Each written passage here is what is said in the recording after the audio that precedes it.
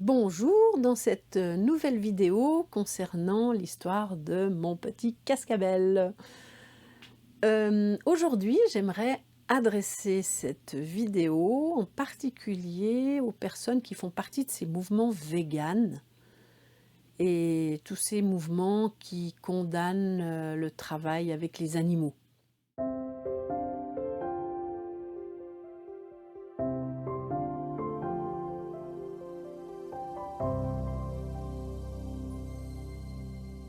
Si dans l'ensemble de leur démarche par rapport à la protection des animaux, je suis d'accord, parce que c'est vrai que dans le monde du cheval, il y a énormément de choses qui devraient être totalement éliminées de la surface de la terre, notamment toute la compétition qui est basée sur un travail de roll-cure, par exemple. On sait bien à quel point c'est dommageable. Toute la maltraitance qu'on peut voir, les actes de cruauté qu'on commet sur les chevaux.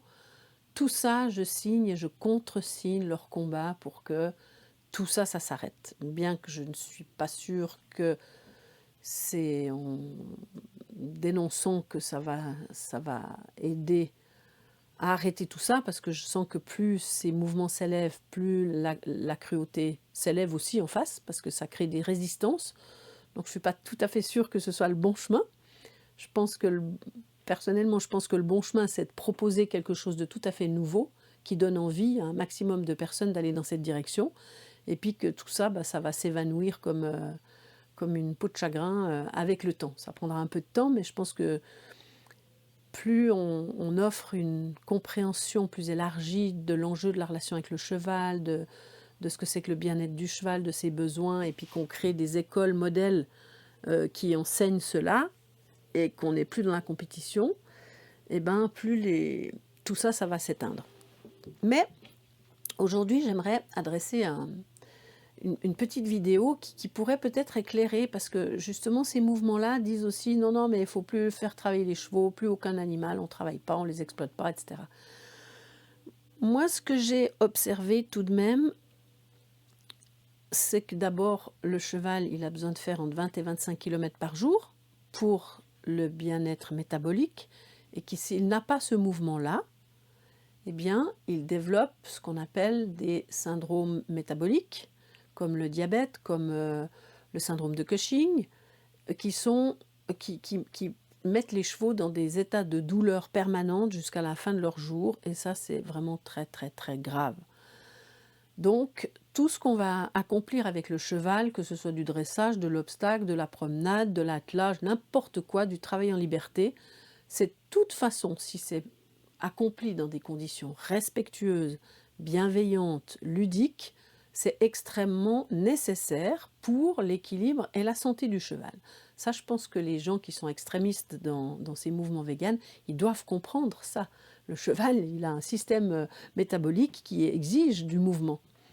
En plus, c'est vraiment des nomades qui auraient besoin, dans l'idéal, de se déplacer partout sur Terre, mais c'est plus possible. Donc, dans la mesure où les chevaux ont perdu leur liberté spatiale dans l'écrasante majorité des lieux sur Terre, c'est forcément, on est responsable de leur offrir ce mouvement par des activités qu'on va accomplir avec eux. Ça, c'est déjà une chose qui est importante à comprendre. Mais après, moi, j'aimerais aller un peu plus loin pour essayer de permettre d'apporter un témoignage à ces personnes qui se battent pour supprimer la cruauté. Cascabel m'a enseigné quelque chose de vraiment intéressant. D'abord, quand j'ai commencé à mettre en place la Kiyogata, qui est ce travail au sol aux longues graines, pour celles et ceux qui connaissent, parce qu'ils ont déjà été sur le site, voilà, ils connaissent. Puis ceux qui ne connaissent pas, vous pouvez aller sur le site internet Akita Ekipédagogie et vous verrez ce que c'est que la Kiyogata. Vous trouverez des informations là-dessus. Mais c'est une sorte de yoga pour cheval. Donc, dès que moi je me suis mis à pied pour mettre en place cette activité, dans la mesure où j'étais à côté de l'encolure du cheval, je voyais le regard des chevaux. Donc, j'ai vraiment pu prendre la mesure de l'anxiété que peut générer un nouvel apprentissage pour le cheval. Je l'ai vu dans le regard des chevaux qui se tendaient dès que j'essayais de proposer quelque chose de nouveau. Et cette observation m'avait bouleversée à cette époque-là parce que j'avais travaillé en liberté, beaucoup à distance, mais pas sur des travaux concernant la posture du cheval. C'était surtout, je travaillais beaucoup les chevaux en liberté au sol, dans le déplacement dans l'espace, sans qu'il y ait de choses compliquées. Mais dès qu'on commence à travailler sur la locomotion du cheval, sur sa posture, là, ça commence à devenir plus compliqué pour le cheval. Et le cheval qui a une bonne volonté infinie cherche constamment à comprendre ce qu'on lui demande. Et si la compréhension de ce qu'on lui demande n'est pas au rendez-vous parce qu'on manque de clarté, parce qu'on manque de cohérence corporelle, parce qu'on manque de persévérance et de calme, l'anxiété, elle est au rendez-vous immédiatement chez le cheval et il est soumis à l'hormone du stress, qui va contracter son corps, qui va lui donner envie de fuir souvent, ou d'être rétif, ou d'agresser. Donc ça, quand j'ai vu ça, j'ai vraiment fait un énorme saut, j'ai plongé dans une délicatesse infinie. C'est-à-dire que à partir de cette observation, je me devais, avant de demander quelque chose au cheval, de bien réfléchir, qu'est-ce que je lui demande? Pourquoi je lui demande ça? Et ce que je lui demande, est-ce que c'est à sa portée? Et ce que je lui demande est constaté de combien d'éléments? À quoi ça va servir? Qu'est-ce qu'il doit mettre en place dans son corps pour aller là-dedans, etc. Donc, ça m'a imposé, cette observation, ça m'a imposé un effort de clarification pour que je sache de quoi je parle quand je communique avec le cheval, pour que ce soit hyper clair. Donc là déjà, ça a été super intéressant parce que j'ai vu tout de suite comment on va beaucoup trop vite dans les apprentissages. Et ça m'a permis de, finalement, avec les années, ça m'a permis de mettre en place ce que j'appelle le chemin de l'amont, qui est un chemin qui va permettre de créer pas après pas les conditions nécessaires à entrer dans un tel ou tel exercice. Voilà, donc ça c'est la première chose.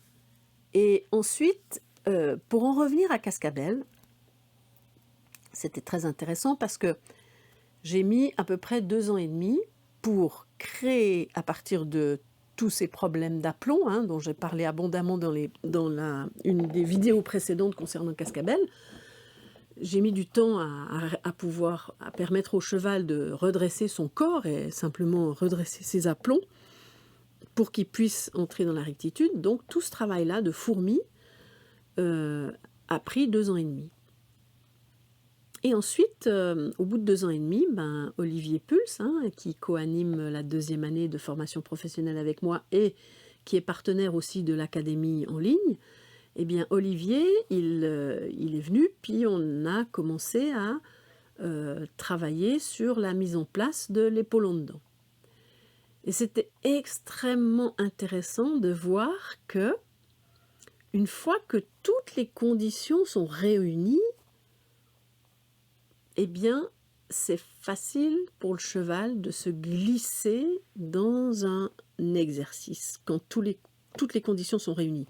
Donc, pour prendre l'exemple de l'épaule en dedans, eh bien, c'était d'abord de s'assurer que le cheval puisse assumer et intégrer complètement ce pas compté, parce que si le cheval s'approprie le pas compté comme une nouvelle allure, qu'il prend lui en charge dans l'autoposture, eh bien, nous, on peut se concentrer sur l'orientation et des postérieurs, la flexion costale, l'incurvation et la sortie de l'épaule. Donc, on peut se concentrer là-dessus parce que le cheval, il est au ralenti, donc on a le temps de mettre en place sur toute sa longueur tout ce qu'il faut pour qu'il puisse naturellement retrouver une allure quand même naturelle, parce que tous les poulains font des épaules en dedans, qu'il puisse naturellement se glisser là-dedans. Donc voilà. Et puis après, c'était très intéressant parce que tout ça, ça s'est fait dans un corps complètement détendu. Il était extrêmement détendu. Et là, j'ai vraiment vu que la chose la plus importante à mettre en place d'abord, avant toute chose, c'est que le cheval se détende. Et il peut se détendre corporellement que s'il est détendu dans son psychisme et qu'il n'y a pas de pression. S'il n'y a pas ces choses au rendez-vous, il n'y a pas de bonne action de dressage possible qui soit édifiante pour le cheval.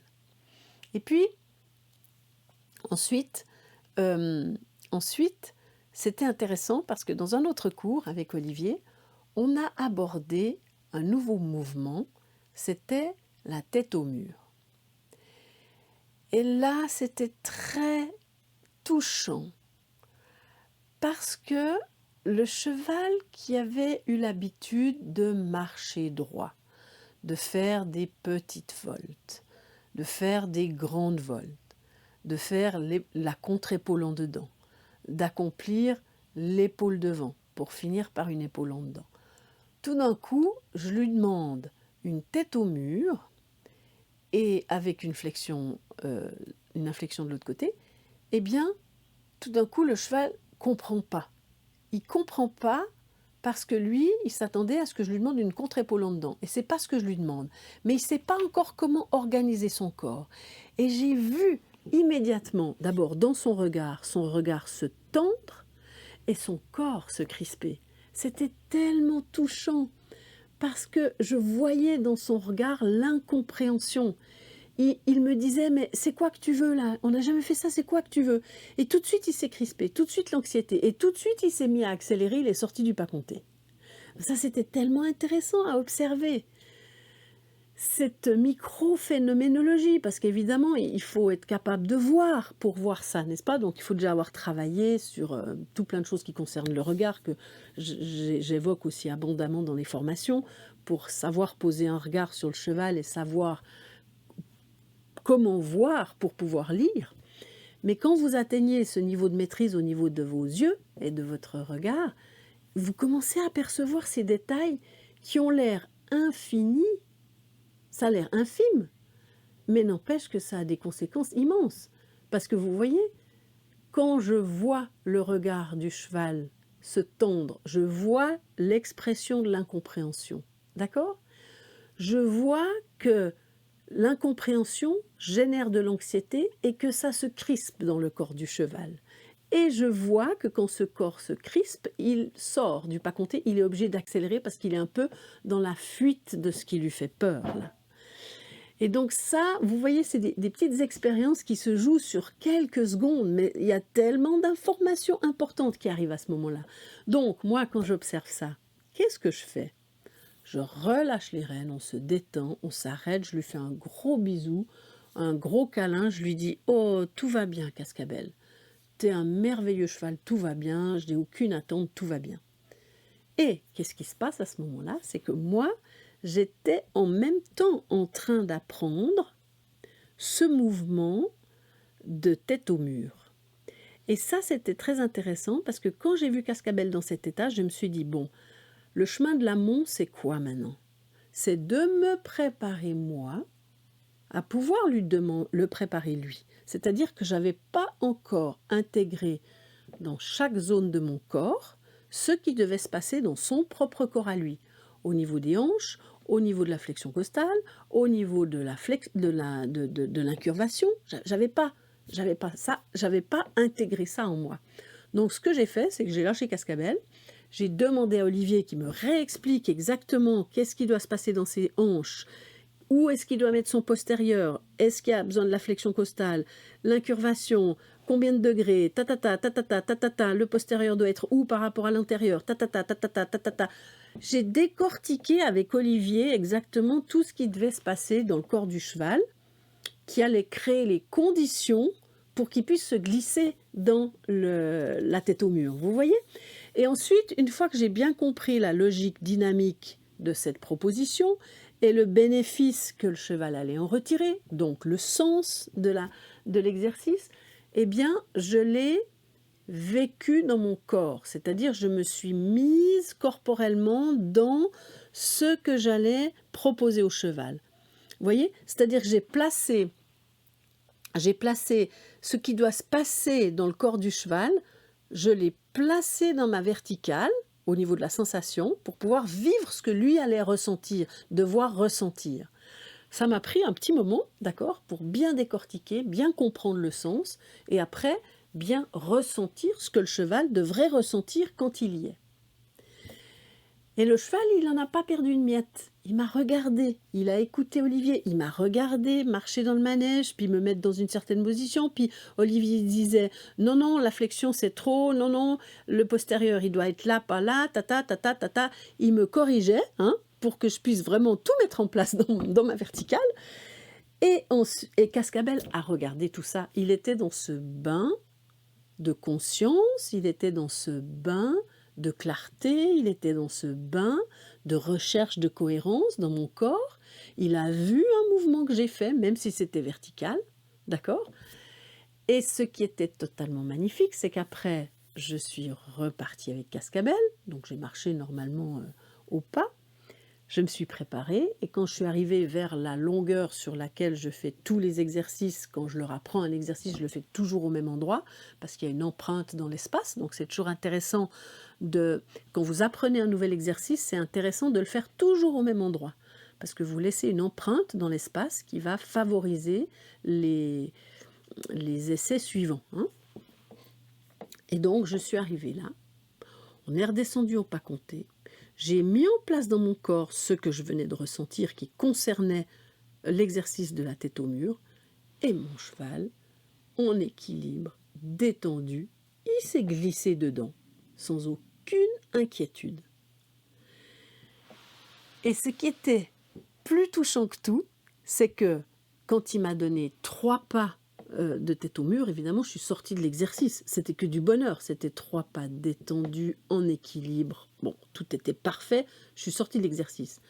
Mais ce qui est très intéressant, c'est que lui, le tour d'après, il s'y est mis tout seul pratiquement. C'est comme si il avait ressenti quelque chose d'agréable dans son corps, qui lui avait apporté un bénéfice. Et donc, après, il était tout content d'y retourner. Donc, tout ça, vous voyez, ça me prouve que le cheval, il n'a aucun problème avec le fait de travailler avec nous, de créer, d'accomplir des activités avec nous.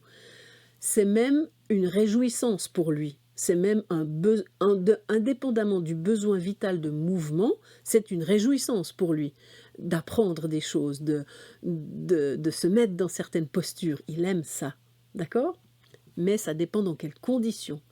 Et c'est les conditions dans lesquelles on pratique ça qui sont à condamner. C'est pas la chose elle-même. La chose est nécessaire et elle est réjouissante pour le cheval. Et ça, je l'avais déjà vu parce que vous savez, je me suis souvent questionnée, oui, mais bon, moi je ressens de l'amitié pour ce cheval, mais est-ce que c'est réciproque, etc. C'est la raison pour laquelle en 1993, sans aucune codification, j'avais enlevé la bride de mon cheval et je m'étais mise dessus. Notre Espoir, j'avais raconté l'histoire, je crois, dans une autre vidéo, sur Notre Espoir, mon premier cheval. Mais au-delà de ça, j'ai eu aussi une autre preuve que les chevaux, ils aiment évoluer avec nous dans des activités. C'est quand j'ai ouvert ma petite école, mon espace de recherche, j'avais un groupe de 5 chevaliers qui venaient tous les dimanches matins pour avancer dans la recherche. C'était mes élèves, mais chaque année, on avait un thème de recherche qui s'ouvrait et on s'accrochait à ce sujet toute l'année pour bonifier notre posture. Et à cette époque-là, je travaillais principalement le travail monté en liberté, sur la base du travail de connaissance de soi pour pouvoir maîtriser les 3 allures sans coercition, sans codification, mais avoir vraiment un cheval qui est sous nous et qui nous rejoint, qui nous écoute et qui se laisse guider par la force de notre intention, par la cohérence de notre perception. Et donc, c'était des cours très intensifs parce que c'était des chevaliers qui avaient déjà bien du métier avec moi depuis plusieurs années, hein, certaines, notamment une fille qui s'appelle Barbara, ça faisait plus de 10 ans qu'elle travaillait avec moi. Eh bien, vous voyez, quand on avait terminé les cours, en général, on descendait des chevaux, on s'asseyait tous dans le coin pour partager les derniers ressentis, observations, on faisait une météo du cœur. Comment dire, le rituel, c'était d'ouvrir le cours par une météo du cœur et de terminer le cours par une météo du cœur. Et comme ça, on avait créé un écrin sacré de rencontre, hein, de recherche, et on refermait cet écrin, voilà. Et donc, une fois qu'on mettait les chevaux au sol, on ouvrait le paddock pour qu'ils puissent rentrer tout seuls à l'écurie. Jamais ils rentraient à l'écurie tant qu'on était dans le paddock. C'est-à-dire qu'on se dirigeait vers le coin où on avait nos chaises, on s'asseyait en cercle, et les chevaux, ils venaient vers nous, et ils restaient vers nous, des fois un quart d'heure, 20 minutes, une demi-heure, ça dépend ce qu'on avait encore à élaborer, à changer. Surtout quand, par exemple, on préparait des chorégraphies en musique, des fois il y avait une bonne demi-heure où il fallait encore approfondir des détails, etc. Et donc, les chevaux, ils étaient là, avec nous, parmi nous. Ils sortaient pas, la porte était ouverte, ils pouvaient rentrer à l'écurie. Et ça, vous voyez, quand vous vivez ça, ben, vous savez que tout est parfait, que tout est en ordre. Votre conscience, elle est en paix vis-à-vis des chevaux. Et on peut leur demander des choses. Et on peut leur demander beaucoup de choses, parce qu'ils peuvent faire beaucoup de choses avec leur corps. Mais c'est pas ce qu'on fait qu'on doit remettre en question. C'est dans quel état d'esprit on le fait, à partir de quel endroit en nous on le fait. Est-ce qu'on le fait depuis l'orgueil? Est-ce qu'on le fait pour soumettre? Est-ce qu'on le fait pour être le meilleur? Tout ça, c'est des points de départ qui sont dommageables pour le cheval, qui sont catastrophiques, qui nuisent à l'intégrité physique, psychique, émotionnelle du cheval. Mais quand on le fait depuis l'amour de la beauté, depuis l'amour du cheval, depuis, depuis la joie d'être ensemble, depuis l'absence de pression, depuis je m'en fous éperdument du résultat parce que c'est pas ce qu'on cherche. Vous voyez, depuis juste la joie d'évoluer ensemble, en faisant du bien au cheval. Eh bien, quand on part de ces points de départ-là, qui sont intérieurs, eh bien, vous pouvez faire ce que vous voulez avec un cheval. Si le cheval, il est équipé pour sauter des obstacles d'1,30 m, il va le faire dans la joie. Si le cheval, il est équipé pour aller dérouler un prix Saint-Georges, il le fera dans la joie. Mais voilà, malheureusement, peu de personnes partent du bon endroit quand ils font des choses. Et c'est ce qui crée ces mouvements extrêmes qui veulent qu'on arrête toutes les activités avec les chevaux parce que pour eux c'est de la cruauté. Oui, il y a de la cruauté. Oui, ça doit s'arrêter. Mais n'arrêtons pas les activités avec les chevaux parce que les chevaux seront malades et malheureux. Les chevaux, ils n'ont pas assez de terrain aujourd'hui. On n'a pas assez de terrain. On doit faire des activités avec eux. Donc voilà, ben, j'espère que cette petite vidéo vous aura apporté un nouvel éclairage, hein, de nouveau sur plein de choses. Et puis ben, là, je vous demande aussi de faire circuler largement, parce que je crois qu'on est dans une sorte de polémique actuellement qui se durcit et qui, comment dire, je pense que même si l'origine de ces mouvements véganes extrêmes, je ne sais plus comment ils s'appellent, il y a encore un autre nom, mais même si ces mouvements, ils partent d'une bonne intention, ils nuisent à la cause, parce qu'ils ne sont pas crédibles dans leurs exigences, et puis ils renforcent finalement la cruauté, parce que leur colère, leur révolte, elle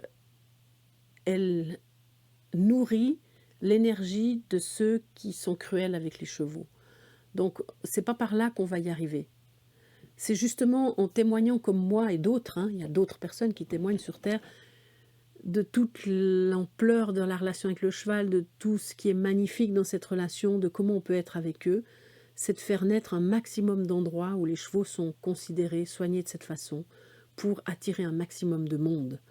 Mais voilà, donc si vous pouvez partager largement cette vidéo, et puis mettre des pouces et des petits cœurs, et appuyer sur la cloche, vous abonner, ça m'aidera à faire circuler ce message, parce que je pense qu'il est fondamental, et on n'a jamais résolu les problèmes sur Terre en fréquentant les extrêmes.